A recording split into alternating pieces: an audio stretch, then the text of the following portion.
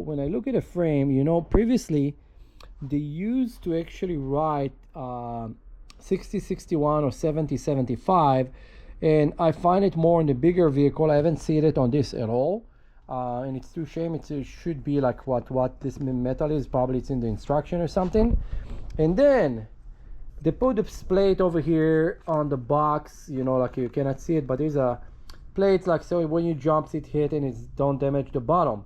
But where is the wheelie bar? We need a wheelie bar right there. This thing will pop wheelie. It's going to be fast, but it's going to pop wheelie as well. So overall, it's a nice execution of an older vehicle. And you know, I think that I was expecting to see other technology coming back on those, like push rod suspension.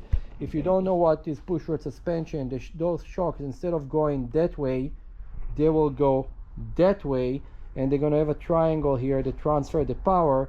There is the place, but they don't do it again because trucks just keep suing, claiming that this is their patent, that it's absolutely not their patent. So we need to figure out how to make this thing much faster and much nicer, and then go and bash with it. On the box, of course, they're showing you all the data and everything about what you get over there.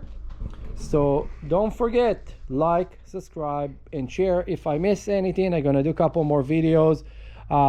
Don't forget to follow my videos, because I'm gonna compare this with the new Arrma Kraton 6S, the BLX, not the EXB, so people that new to the hobby can actually see what is the difference.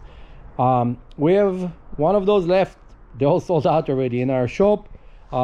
Contact me if you want to get it. Motor Style Shop in Granada Hills.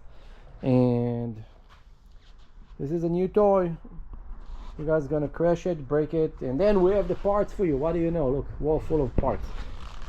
See you in my next video. Don't forget to like, subscribe, and share. Bye.